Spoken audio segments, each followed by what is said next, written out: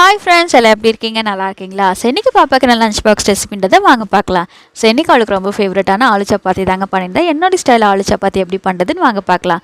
So first வானலில் எண்ணெய் ஊற்றிட்டு இஞ்சி பூண்டு பேஸ்ட் சேர்த்துக்கோங்க. அதுக்கப்புறம் ஒரு வெங்காயத்தை மட்டும் கட் பண்ணி சேர்த்துக்கிறேங்க. அது நல்லா வதங்கினதுக்கப்புறமா மசாலா சேர்த்துக்கலாம். ஸோ கரம் மசாலா, காரத்தூள், கொஞ்சமாக சீரகத்தூள், உப்பு இது எல்லாத்தையும் சேர்த்துட்டு கொஞ்சமாக தண்ணி ஊற்றிட்டு அந்த மசாலாவோடைய பச்சை வாசனை போகிற வரைக்கும் நல்லா வதக்கிட்டு அதுக்கப்புறம் நம்ம வேக வச்சுருக்க உருளைக்கிழங்கு சேர்த்துட்டு அதுக்கப்புறம் கொத்தமல்லி சேர்த்து இறக்குனிங்கன்னா மசாலா ரெடிங்க. அது ஆறுனதுக்கப்புறம் சின்ன சின்ன பால் மாதிரி எடுத்துக்கோங்க. ஸோ அதுக்கப்புறம் வந்து சப்பாத்தி மாவில் வந்து நம்ம ஸ்டஃப் பண்ணி உருட்ட வேண்டியது தான். இந்த மாதிரி ஆலு சப்பாத்தி செய்யும்போது மாவு வந்து ரொம்ப கட்டியாக இல்லாமல் கொஞ்சம் தளன்னு பிசைஞ்சிக்கோங்க. அப்போ தான் வந்து உங்களுக்கு ஸ்டஃப் பண்ணும்போது அது வெளியே வராமல் இருக்கும், உருட்டுறதுக்கு கொஞ்சம் ஈஸியாக இருக்கும். ஸோ ட்ரை பண்ணி பாருங்கள்.